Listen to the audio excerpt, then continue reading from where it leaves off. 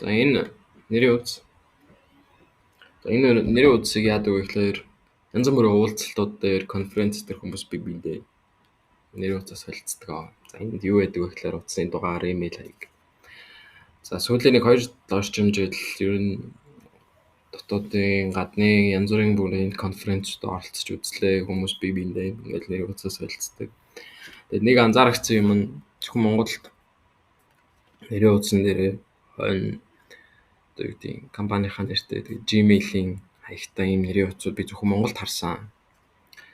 За тэгээд энэний талаар ер нь имэйлийн соёлын талаар ингээд нэг болохгүй байгаа юмнуудыг ингээд нэг Instagram дээр биш Facebook дээр бичсэн.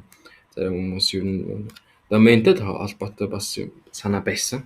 Зарим бизнес эрхлэгчнэр нэг нэмэлт зардал болд юм аа гэсэн юм фидбэкүүд ирсэн. Ер нь бол нэмэлт зардал байха болоод удаж байгаа. Тэгээд одоо өөрийн домен хаягтай энэ имэйл хаягт нэгч үнэгүй байхгүй юу. Тэгээд тэрний талаар нэг энийг яаж үнэгүй болох вэ гэдэг талаар нэг богинохон бичлэг хийж утсан. За би нэг GPT дээр үнэ харьцуулсан нэг тейбл гаргаад асуусан. За жишээлбэл Microsoft 365 ашигладаг бол тэ нэг хүний ямар планаас хамаарат тэ нэг сарын $6. За тэгээд нэг 10 хүнтэй, 15 хүнтэй, 20 хүнтэй гэвэл тэ 20 хүнд сард $6, жил 4 жил болсон чинь нэлээд мөнгө болчих. Google ч гэсэн адилхан. За энэ доор харж байгаа хөтэй Lark Suite гэдэг Lark 0. За манай компани сүүлийн 2 жил Lark Suite ашиглаж байгаа.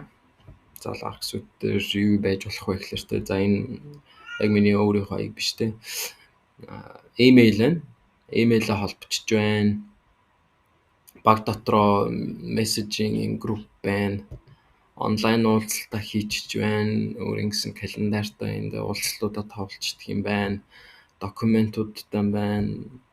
Энэ дотроо base гэдэг нь энэ дотроо янз бүрийн CRM, task одоо project management төлөвлөд гэдгийг ашиглаж болох юм байна. Контактууд, энэ ч task list-ууд өөр юу гэдэг. Бүх юм нь үнэгүй байна. За Lark Suite гэдэг нь юу вэ гэхээр TikTok-ийн толгой компани байгаа тий ByteDance гэдэг. ByteDance-ыг хөгжүүлсэн, өөрсдөндөө зориулж хөгжүүлсэн юм tool юм байна. Гэхдээ тэрийг ингээд үнэгүй болгоод гаргаад ирсэн. За энэ free for everyone up to 20 users. За 20 дотор хэрэглэгчтэй байхаар бол энэ бол үнэгүй байна. 18 сар message history ашиглагддаг юм байна. 100 GB storage-тай байна. Тэг Google Cloud storage-тай байна. Тэг энэ бүгд ингээд үнэгүй ашиглагддаг юм байна. Бид нар ингээд сүүлийн 2 жил ашиглаж байгаа. Тэг энийг ер нь мэддэггүй юм байна. Тийм болохоор хуваалцъя гэж утсан. За энэ дээр яах ёстой вэ гэхээр за ямар ч 20 дотроо за энд ингээд бүртгүүлээд нэг админ гэсэн хэсэг гараад ирнэ. Энэ админ хэсэг рүү ороод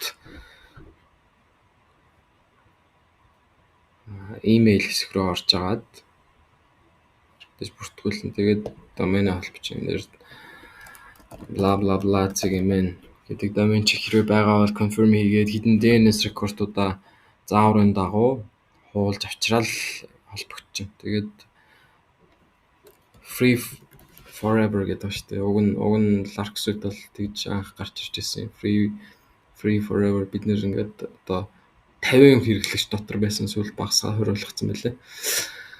За тэгээд нэг ийм tool байна. Энийг ашиглаарай. Тэгээд одоо идэвхжүүлэхэд бол маш амархан. Тэгээд өөрийнхөө одоо мэрэгжлийн харагдах үднээс тэ имэйлээ холбогдсон нэрийн хуудсан дээрээ тэрийг одоо тавиад ер нь нэг юм жоо мэрэгжлийн байгаасаа гэж сонссны үднээс энэ бичлэгийг хийлээ.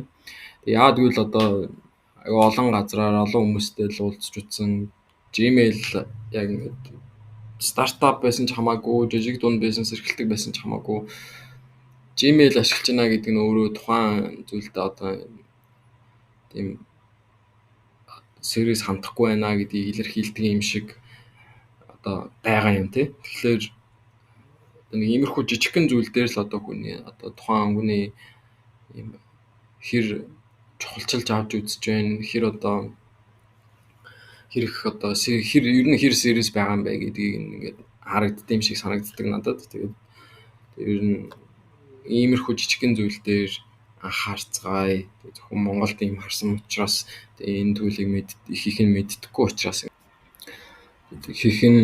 мэддэггүй учраас энэ бичлэгийг хийлээ. Тэгээд хэрэг үзэж байгаа бол хэрвээ жижиг дунд бизнес эрхэлдэг, өөрийн гэсэн бизнестэй бол, стартаптай бол, 20 дотор одоо ажилтнтай бол энийг ашиглаарай. Айгүй үр дүнтэй байдаг.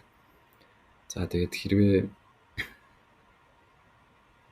шеэрлэх хэрэгтэй бол захирал руугаа явуулаарай хэдүүлээ нэг ийм байцаа яаж гэх юм те. За энэ бичлэг дуустал үзсэнд баярлалаа. Бүгдэнд нь амжилт хүсье.